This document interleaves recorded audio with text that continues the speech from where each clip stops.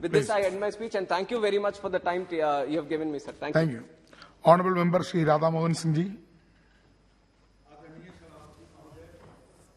प्रथम मैं आपका धन्यवाद करता हूं कि आपने मुझे रेल बजट पर बोलने का अवसर दिया।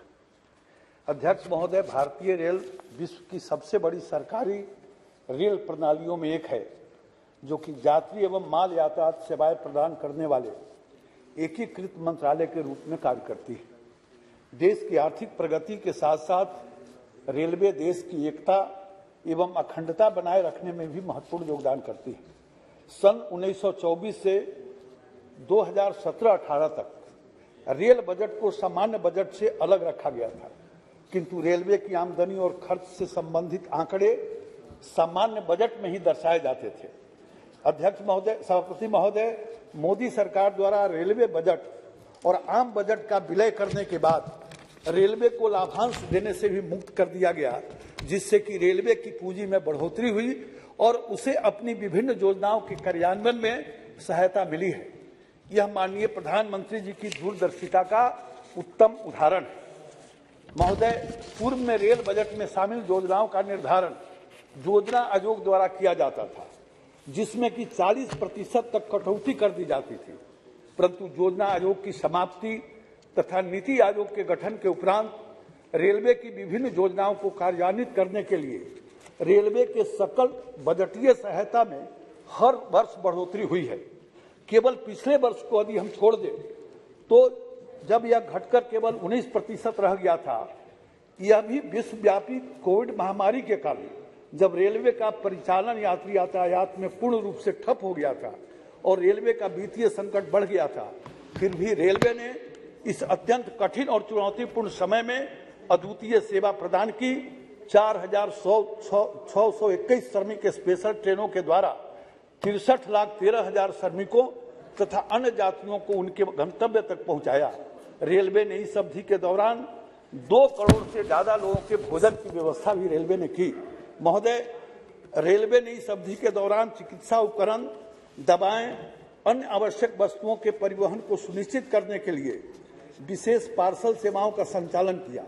इसके अतिरिक्त रेलवे में 5,600 से ज्यादा रेल डिब्बे को कोविड क्वारंटाइन और आइसोलेशन केंद्र के रूप में प्रयोग होने के लिए परिवर्तित किया। माननीय प्रधानमंत्री जी के मार्गदर्शन में एवं माननीय रेल मंत्री जी की कार्यकुशलता ने रेलवे के द्वारा कोविड महामारी के खिलाफ लड़ाई में महत्वपूर्ण भूमिका निभाने और अतुलनीय सेवा प्रदान करने की जितनी प्रशंसा की जाए वह कम है। महोदय, यहाँ पर इस बात का उल्लेख करना आवश्यक है कि आजादी के बाद के दशकों में रेल की क्षमता वृद्धि पर ध्यान नहीं दिया गया, चूंकि अब इसकी क्षमता बढ़ाने पर काफी तेजी से कार्य हो रहा है, अतः इसके लिए निवेश की दरकार है। महोदय, मोदी सरकार के पहले तक सालाना 20,000 करोड़ रुपये रेलवे के ढांचागत विकास पर खर्च किए जाते थे। ये आंकड़े बोल रहे हैं, मैं अपनी ओर से नहीं बोल रहा। 20,000 करोड़ रुपये, जबकि वर्तमान कोविड काल में भी 1,37,000 लाख करोड़ रुपये इस मद में आवंटित किए गए हैं, जिसकी जितनी भी प्रशंसा की जाए वो कम है। रेलवे के ढांचागत सुधार के द्वारा हम और अधिक यात्री गाड़ियां चला पाएंगे, जिससे कि अभी तक जो यात्री प्रतीक्षा सूचीबद्ध होते थे और जगह के अभाव में यात्रा नहीं कर पाते थे, उन्हें भी टिकट की उपलब्धता सुनिश्चित हो पाएगी और रेलवे की यात्री आय में भी बढ़ोतरी हो पाएगी। महोदय, मोदी सरकार द्वारा रेलवे के आंतरिक संसाधनों तथा बढ़ते हुए व्यय को ध्यान में रखते हुए बजट आवंटन में आंतरिक संसाधनों की आय को हर वर्ष कुछ ही प्रतिशत बढ़ाया गया, जबकि सकल बजटीय समर्थन में निरंतर बढ़ोतरी की गई, जो कि इस वर्ष 2020-21-22 में बढ़कर 21-22 में बढ़कर 2,15,058 करोड़ रुपये हो गई है। सरकार द्वारा इस बात पर विशेष रूप से ध्यान रखा गया है कि आंतरिक संसाधनों की घटती आय के चलते रेलवे के विकास गतिविधियों में कोई बाधा न आए। महोदय, आंतरिक संसाधनों की आय का यदि हम आकलन करें तो हम देखेंगे कि वर्ष 14-15 के दौरान यात्री किराए में 14.2% की वृद्धि की गई थी 14-15 में।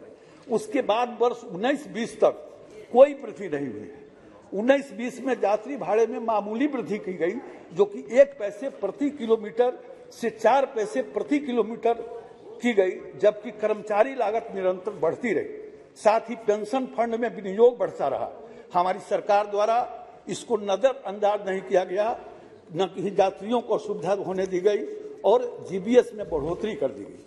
महोदय, जैसा कि हम सभी जानते हैं, रेलवे अपनी क्षमता से अधिक यात्री और माल ढोती है, जिससे कि उन्हें नवीनीकरण और प्रचालित संसाधनों को बदलने में परेशानी होती है। साथ ही आंतरिक संसाधनों को कमी को देखते हुए यह काम नहीं हो पाता था। इसके लिए हमारी सरकार ने राष्ट्रीय रेल संरक्षण कोष की स्थापना की, जो कि हमारी सरकार ने राष्ट्रीय रेल संरक्षण कोष की स्थापना की, जो कि एक नॉन लैप्सेबल कोष है, ये लैप्स नहीं करता है और हर वर्ष इसमें 20,000 करोड़ रुपए का विनियमन किया जा रहा है, जिससे सुरक्षा संबंधित लंबित कार्यों जैसे रेल मार्ग नवीनीकरण, सुरक्षा पुलों का सुदृढ़ीकरण, मानव रहित संपर्क समाप्त करना, अनुरक्षण सुविधाओं का उन्नयन, संकेत व्यवस्था में सुधार और आईसीएफ यात्री डिब्बों को एलएचबी डिब्बों द्वारा बदलना इत्यादि कार्य हैं। इस कोष की स्थापना के बाद इससे किए गए कार्यों का परिणाम अब सामने आने लगा है। मैं अभी कहना चाहूंगा कि 2014-15 से लेकर 2020-21 तक रेल दुर्घटनाओं में प्रकट रूप से कमी आई है। 2014-15 में कुल दुर्घटनाएं 135 थी, 15-16 में 107, 16-17 में 104, 17-18 में 73, 18-19 में 59, 19-20 में 55 और 20-21 में 22 थी। अतः रेलवे द्वारा किए गए सभी प्रयास अब रंग दिखाने लगे हैं और इस कोष की स्थापना के पीछे के उद्देश्य को सही साबित कर रहे हैं। अभी राम मोहन जी का मैं सुन रहा था। महोदय, पिछली सरकारों द्वारा बजट में कई सारी नई ट्रेनों की उद्घोषणा की जाती थी, परंतु जमीनी स्तर पर इनमें से कुछ ही ट्रेनें चल पाती थी। रेलवे के सतत प्रयास से हमारी सरकार द्वारा पिछले वर्ष 14-15 में 228, 15-16 में 147, 16-17 में 223, 17-18 में 170, 18-19 में 266, 19-20 में 153 और 20-21 में 54 नई ट्रेनों का संचालन किया गया, जिससे भारत के कई क्षेत्र रेल रूट पर आए और यात्रियों को सुविधाएं मिली। महोदय, इसी प्रकार वर्ष 14-15 से लेकर 2020-21 तक 375 रेलवे स्टेशनों का विकास किया गया है और ट्रेनों में बायो टॉयलेट लगाए गए, जिससे कि माननीय प्रधानमंत्री जी के स्वच्छ भारत मिशन को बल मिला। यात्री सुविधाओं और खान पान व्यवस्था में रेलवे द्वारा काफी सुधार किया गया है और ट्रेनों में ई कैटरिंग की व्यवस्था भी अब प्रारंभ कर दी गई है।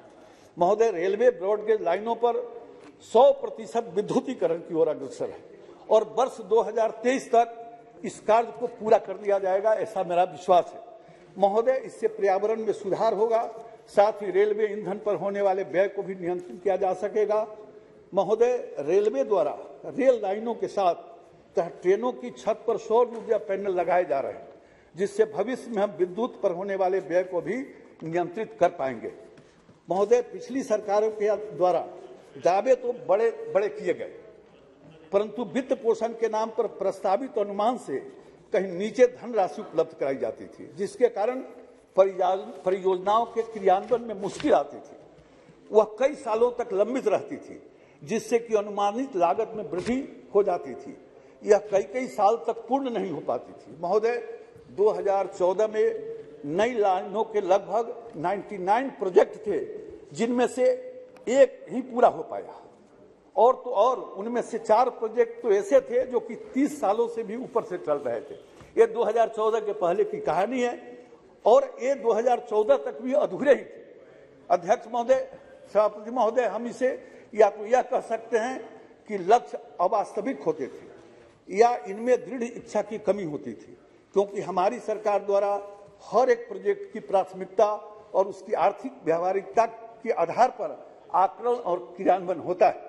महोदय, हमारी सरकार द्वारा समर्पित माल गलियारे के निर्माण के लिए पर्याप्त धन का प्रबंधन किया गया, जिससे कि माल गलियारे को क्रियान्वित करने को बल मिला और गत वर्ष इसके 2 खंड माननीय प्रधानमंत्री जी द्वारा देश को समर्पित किए गए और अब इन पर मालगाड़ियों की गति 75 किलोमीटर प्रति घंटा की है, जो कि पहले 25 से 45 किलोमीटर प्रति घंटे पर चल रही है।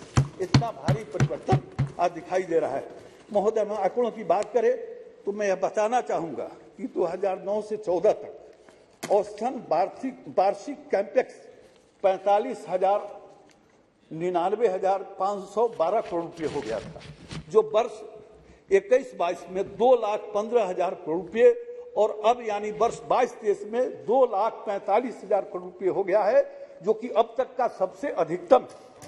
वहीं हम लोकोमोटिव के उत्पादन की बात करें तो 14-15 में 250 था, जो 20-21 में तिगुना होकर 764 हो गया है। महोदय, रेलवे ने महिला सशक्तिकरण के लिए भी अनूठी पहल की है। इसके तहत देश के कई रेलवे स्टेशनों के संचालन की 100% जिम्मेवारी आज महिलाएं संभाल रही है। ये 2014 के बाद की कहानी है। महोदय, भारतीय रेलवे संपत्ति की सुरक्षा करने वाले रेलवे सुरक्षा बल में भी अब महिलाओं की संख्या तेजी से बढ़ रही है। अध्यक्ष सभापति महोदय, हम वर्ष 2023 के बजट 22-23 के बजट में अमृतकाल के लक्ष्य की प्राथमिकताओं में पीएम गति शक्ति के तहत एकीकृत पोस्टल और रेलवे नेटवर्क, जिससे पार्सलों के प्रेषण में सुविधा हो, वन स्टेशन वन प्रोडक्ट, कवच क्षेत्र का विस्तार और नई जनरेशन की 400 वंदे भारत ट्रेन की कार्य योजना अति सराहनीय, अति प्रशंसनीय है, जिसका इस बार के बजट में उल्लेख किया गया है। महोदय, हम बिहार के लोग मोदी सरकार के अत्यंत आभारी हैं कि बिहार को रेलवे की तरफ से इस बजट में 66.6 करोड़ रुपए राशि मिलने वाली है। इस बजट में हाजीपुर सुगली रेल लाइन के निर्माण हेतु 100 करोड़ रुपए का प्रावधान किया गया है, जिसके कारण निर्माण कार्य में तेजी आएगी। मेरा विश्वास है कि विश्व के सबसे ऊंचे बौद्ध स्तूप के सरिया तक 2024 तक रेल मार्ग का निर्माण अवश्य का इसका काम पूरा हो जाएगा। महोदय, मैं अपने संसदीय क्षेत्र मोतिहारी की जनता की ओर से मोदी सरकार को बधाई देना चाहूंगा कि सरकार ने चंपारण में मुजफ्फरपुर से मोतिहारी, नरकटियागंज, वाल्मीकि नगर तक 280 करोड़ रुपए की लागत से विद्युतीकरण का कार्य पूरा कर लिया है एवं इसी रेलखंड पर के दोहरीकरण के कार्य हेतु 1185 करोड़ रुपए और दूसरे पोर्शन के लिए 1215 करोड़ रुपए स्वीकृत किए गए हैं। इस बार बजट में भी पर्याप्त आवंटन किया गया है, जिससे इस कार्य की प्रगति में तेजी आएगी और वर्ष 2024 तक यह कार्य अवश्य पूरा हो जाएगा। यह स्पष्ट दिखाई दे रहा है। विद्युतीकरण एवं दोहरीकरण के इन दोनों कार्यों को हमारे संसदीय क्षेत्र के मोतिहारी में गांधी की कर्मभूमि मोतिहारी में स्वयं प्रधानमंत्री जी ने इसका शुभारंभ किया था। महोदय, बापू धाम मोतिहारी स्टेशन एक ऐतिहासिक, बस 2 मिनट, ऐतिहासिक स्थान है जहां गांधी जी 15 अप्रैल 1917 को ट्रेन से आए थे। मोतिहारी की माटी से ही चंपारण सत्याग्रह की शुरुआत हुई थी। यही सत्याग्रह देश की आजादी का औजार बना। मोदी सरकार के आने के बाद आज बापू धाम मोतिहारी रेलवे स्टेशन एक दर्शनीय बन चुका है।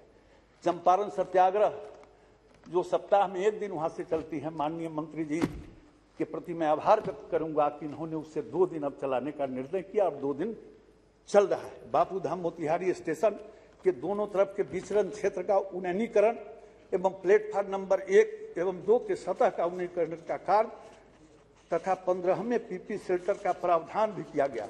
मैं इस स्टेशन की इसलिए चर्चा कर रहा हूं कि गांधी जी जब चंपारण गए थे तो जितने 4-5 रेलवे स्टेशन हैं उस सब जगह उतरे थे और हमारे रेल मंत्री जी मोदी सरकार आने के बाद सभी स्टेशनों पर गए और उसके बाद जो विकास हुआ है थोड़ी मैं उसकी चर्चा करूंगा। महोदय, इसके अतिरिक्त फुट ओवर ब्रिज के विस्तारीकरण का कार्य पूरा किया गया है। अब बापू धाम मोतिहारी रेलवे स्टेशन पर 6 मीटर लंबे अतिरिक्त पैदल ऊपरी पर समाप्त करें। हम 15 मिनट का मेरा टाइम है सर, उसको पूरा करने दीजिए। रैंप के साथ निर्माण, प्लेटफार्म पर लिफ्ट एवं शौचालय सीढ़ी का निर्माण, 2 नए एसी विश्रामालय, 2 नए नॉन एसी विश्रामालय, 1 आरक्षण कार्यालय, 6 डॉर्मेट्री रूम तथा 1 क्लॉक रूम के निर्माण की स्वीकृति मिली है। महोदय, इसी तरह से महसी के अंदर फिर आप देखेंगे तो जितने हमारे हॉल्ट दोहरीकरण का काम तेजी से हो रहा है और दोहरीकरण के साथ ही जो प्लेटफार्म है उसको उठाना, ऊपरी पुल का निर्माण, नए स्टेशन भवन का निर्माण, ये काम चल रहे हैं। पिपरा स्टेशन पर भी काफी विकास हुआ है और हमारे बापू धाम मोतिहारी के संपर्क फाटक संख्या 159 पर ऊपरी पुल के निर्माण का कार्य चल रहा है और जितने भी हमारे 160, 158, 137, 145 ऊपरी पुल की स्वीकृति यहां से हो चुकी है। राज्य सरकार के साथ वो प्रक्रिया चल रही है और राज्य सरकार के सहयोग से मुझे विश्वास है कि काम पूरा हो जाएगा। महोदय, आजादी के 75वें साल में हम आजादी का अमृत महोत्सव मना रहे हैं। ऐसे अवसर पर आजादी की नींव की धरती, चंपारण सत्याग्रह की धरती, बापू धाम मोतिहारी स्टेशन को भव्य एवं दिव्य बनाने हेतु जो हमारे रेल मंत्रालय ने जो कुछ किया है उसके लिए मैं आभार व्यक्त करता हूं। इसी तरह से महोदय आप देखेंगे कि हमारी सरकार ने 14 के बाद जिस प्रकार से मोतिहारी के विकास किया है और उसके पीछे कहानी यही है कि बापू धाम मोतिहारी उसका नाम पड़ा है। और मैं अब अंत में माननीय रेल मंत्री से ही निवेदन करूंगा कि वहां पहले बहुत सारी ट्रेन मोतिहारी से खुलती थी, लेकिन 14 के पहले वो सारी ट्रेन दूसरे जगह चली गई। तो एक ट्रेन जो चंपारण सत्याग्रह चलती थी 2 दिन किया गया, लेकिन हर साल 15 अप्रैल को और 17 अप्रैल को चंपारण सत्याग्रह का हम आयोजन करते हैं। प्रधानमंत्री जी भी वहां गए थे एक बार। एक ट्रेन बापू धाम से अयोध्या धाम चलाने की यदि आप कृपा करें तो हमारी जनता आपके प्रति आभारी रहेगा। इन्हीं शब्दों के साथ अद्भुत कार्य के लिए मैं रेलवे को बहुत बहुत आभार प्रकट करते हुए अपनी बात समाप्त करता हूं। Thank you Radha Mohan Singh ji. Now Shri Santosh Singh Chaudhary ji.